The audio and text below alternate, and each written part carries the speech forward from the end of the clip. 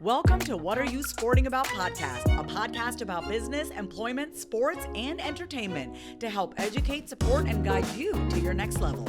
Here's your host, attorney Sivonnia DeBarros.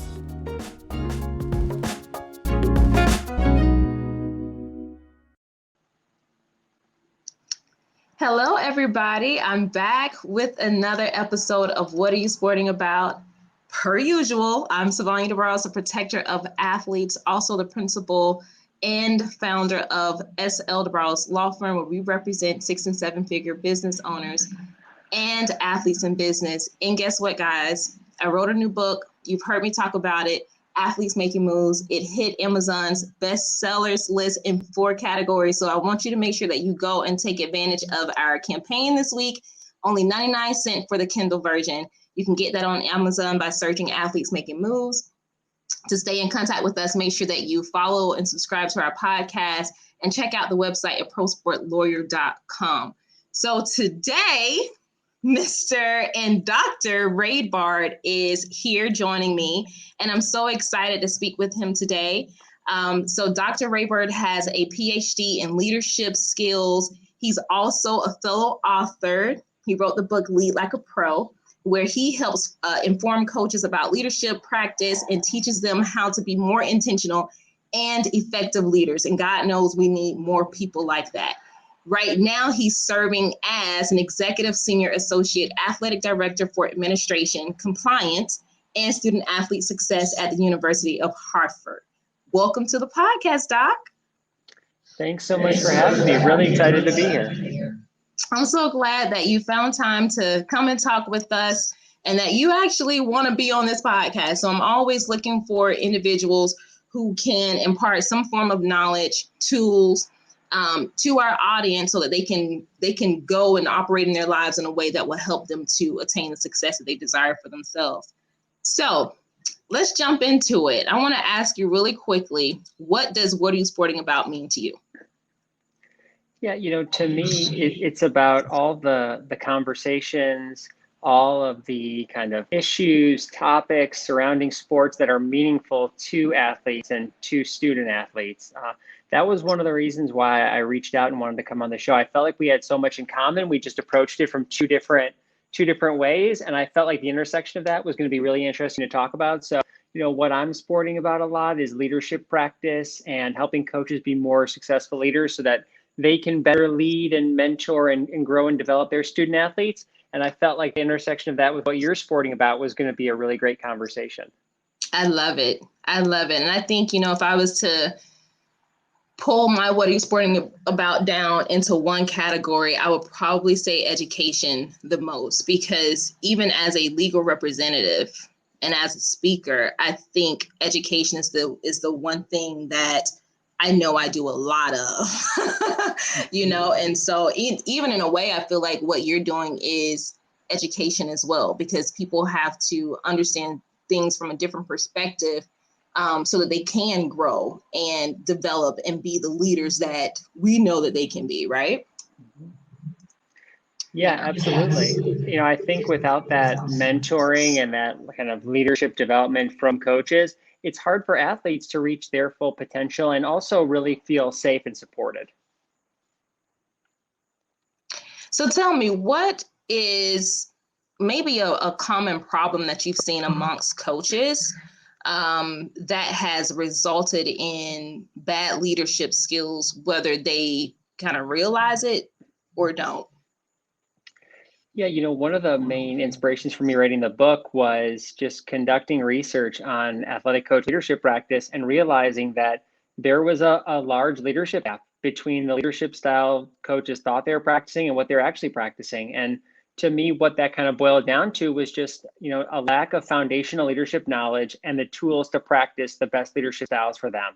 And, the coaches that I talk to, that I work with, that I observed, they want to practice the right leadership style. They want to be great leaders for their teams, but they don't necessarily know how. They don't have all those tools. So that was a big inspiration for me to write the book as a resource for those coaches to kind of build their leadership practice so that they can be more effective leaders.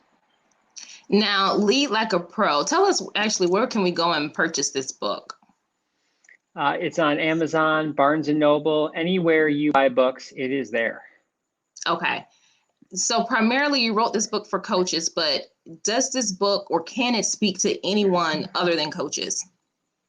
So, I think the framework is coaches, but for me, a big part of my leadership development is reading leadership and reading a lot of different perspectives. I read a lot of books related to leadership that have nothing to do with sports, just because I want to find out what are other successful leaders doing in other professions and in other areas of life. So to me, I think it's that balance. I think, I wrote the book for coaches at all levels of sports, but I think, any profession that you're in where you're leading people, which is most professions, I think it'd be a great resource for you just to get a different perspective. And I think you'll be able to pull some things out of it that'll be helpful as well.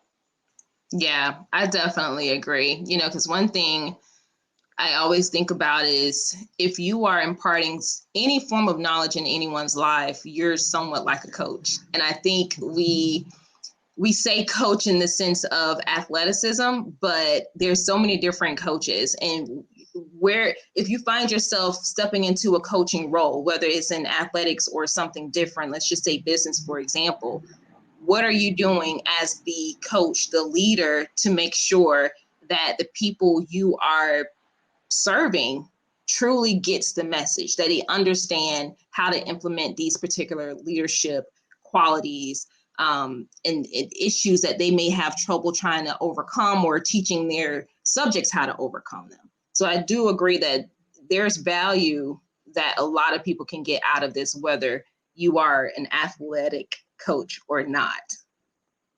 So you were also a basketball coach, a college basketball coach, and you've gotten a doctorate. I don't see that a lot. I could be wrong, but I don't see that a lot.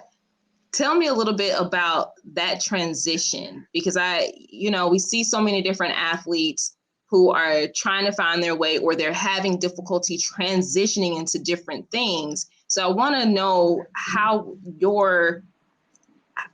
you transition from a coach to getting a doctorate, and now in this role of athletics administration. Yeah, so, for me, it was always my dream to be a college basketball coach. And, I didn't play college sports. I didn't have a background in it. I didn't have any family members that were coaches.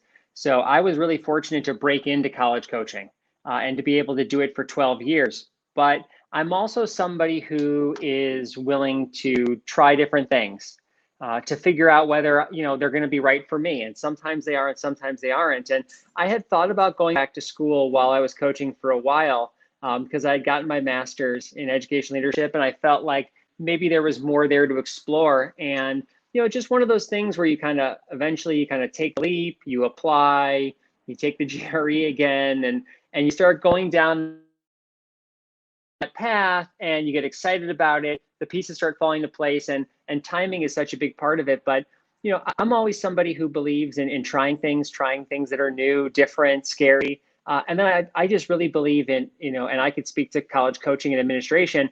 You got to do things to make yourself different. Lots of people with my resume, 10, 12 years at Division I men's basketball, moving around different programs, networking, a lot of people with that resume. But like you said, not a lot of people with a resume of a doctorate. And what that really helped me to do was, when my coaching career ended, transition into administration because I had that higher degree, and now branch out into other things. And I was just really fortunate how things worked out. But it kind of comes back to those two things of just be willing to try things and, try to make yourself different in what is a crowded profession like so many others. I literally made a post probably a few days now, quoting TD Jakes. If he ever hears this, he's probably going to be like, how do you not get my name right? Oh my gosh. So TD Jakes is famous pastor, and I quoted him when he said, it takes courage to be different. It takes courage to be successful. Now, that's not verbatim what he said, but that's the gist of it. And it's true, right? Because it's easy to just do what everybody else is doing. It's easy to be the coach and then just try to ride the ranks and maybe, I don't know, what would be the top rank, maybe getting a coaching gig at the pro level, Sure. right? But I love what you said is that you should be willing to try things to set yourself apart, which means that it's going to take the courage to do whatever it takes to make sure that you can set yourself apart from the pack, right? You also mentioned that you took the GRE, twice? Yep. Why did you take it twice? So, when I was first leaving my undergrad, I had no ambitions of going back to school. I just wanted to be a coach. But it was actually, looking back on it, it was a crossroads moment for me. I got my first job at Western Mexico University, a small Division II school in the southwest corner of Mexico. And contingent on me being an assistant coach there, I had to be enrolled in grad school. So I quickly took the GRE and I applied. And I didn't know it at the time. I didn't know it for about a decade later. But it was a crossroads moment for me, because when I went to see my advisor when I got to Silver City, she told me there were only two programs that I could get into. One was counseling and one was education and leadership. And we put the programs side by side. I thought they could both help me in my kind of coaching career. But the counseling program required a 6-hour summer internship, whereas education and leadership was 36 hours, 3 classes a semester, no summers. So I picked education and leadership.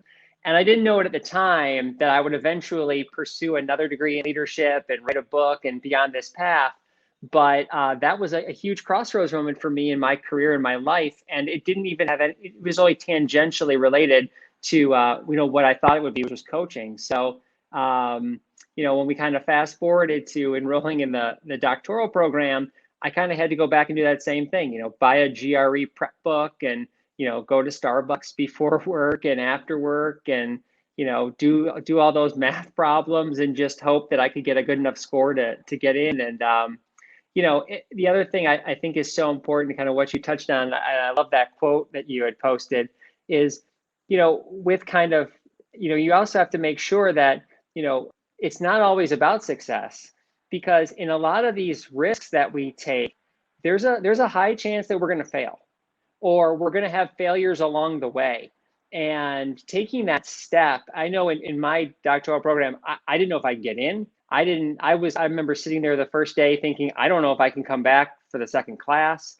This isn't me. I'm not an academic, and just fighting through that for, 3.5 years to get to the end. I just think, taking that risk is that big jumping off point. But then, you gotta be constantly working and pushing yourself through those failures and challenges to really come out the other side and make that risk worthwhile. Oof, resilience.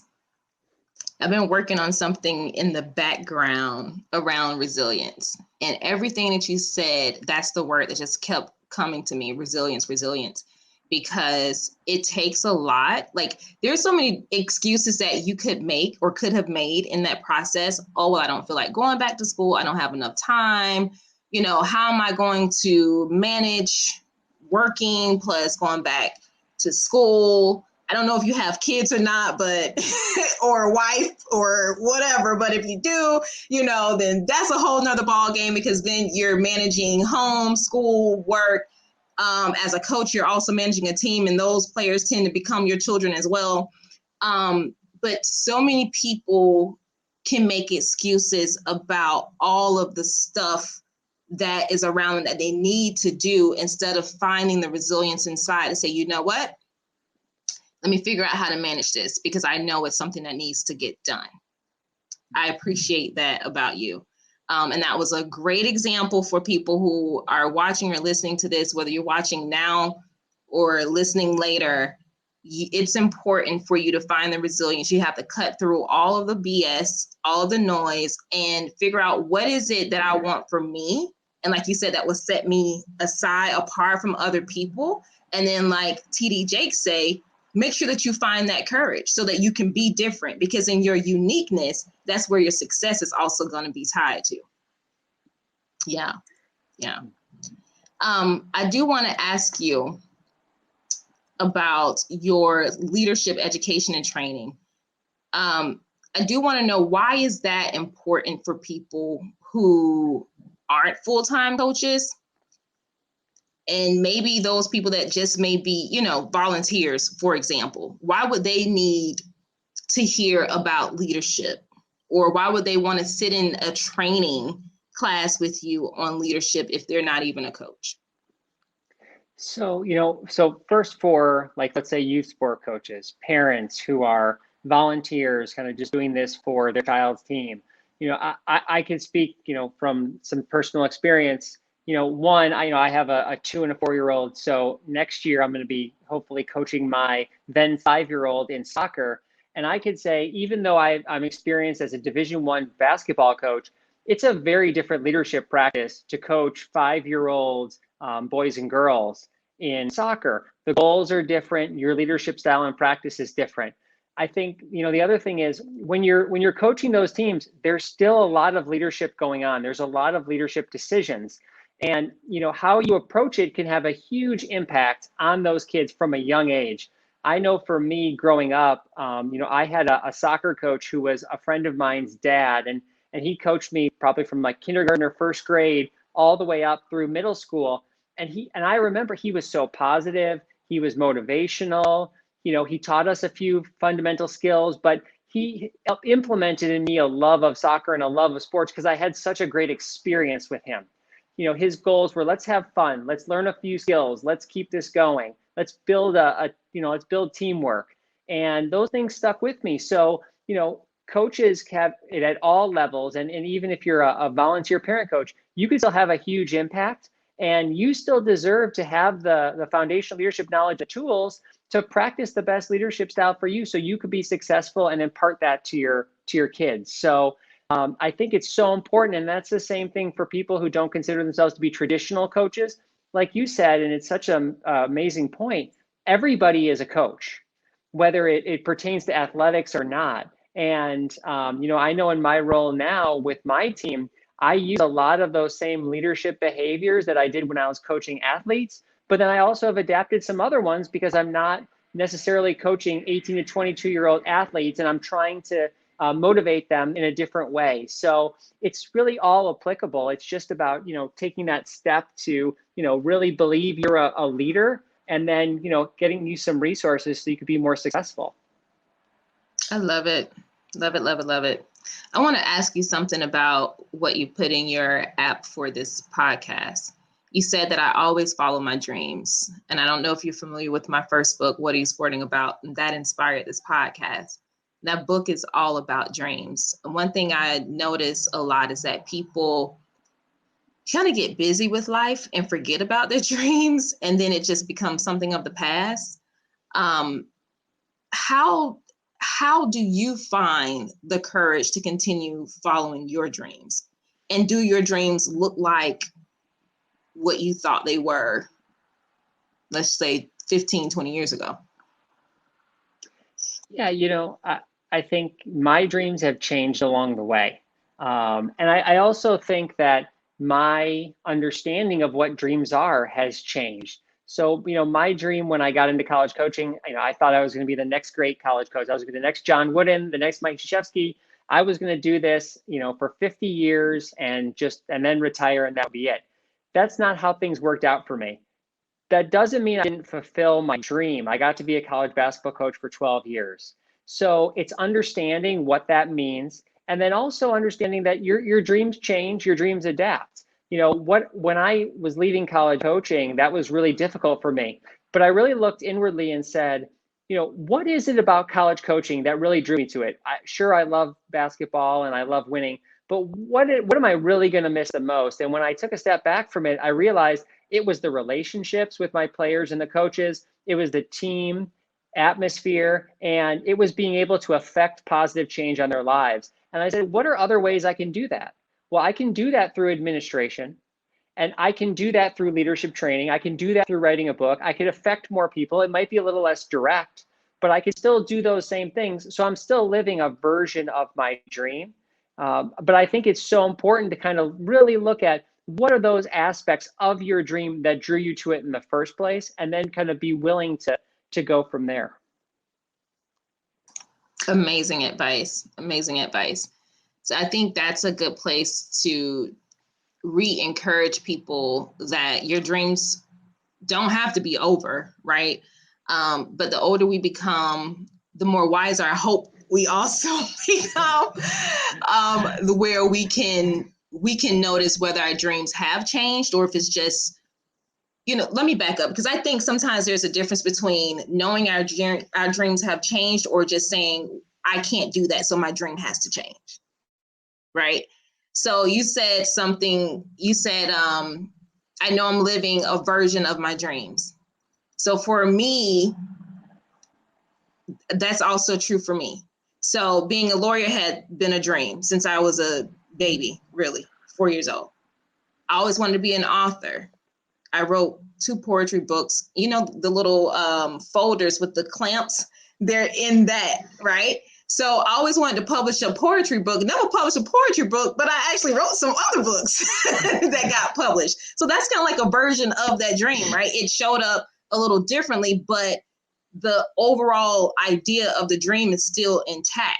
So I want people to understand that it's necessary for you to realize that your dreams may have changed a bit, but don't put yourself in a position to feel like you're not capable of fulfilling the dream that you have just because you may think the resources aren't available or there's not enough education around what it is that you want to do. You got to find that courage. You got to be resilient. You got to reach down and go for what it is that you want, right?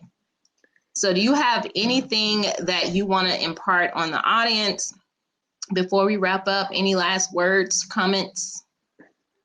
Yeah, this has been such a great conversation. I really appreciate it. I think, the one thing that I would say that I think is kind of the biggest takeaway and theme that I want people to have from my book and just, from anything, in my leadership is, nothing is perfect in life, right? There's no perfect path that takes you to your dream. There's no perfect leader. It doesn't work out that way.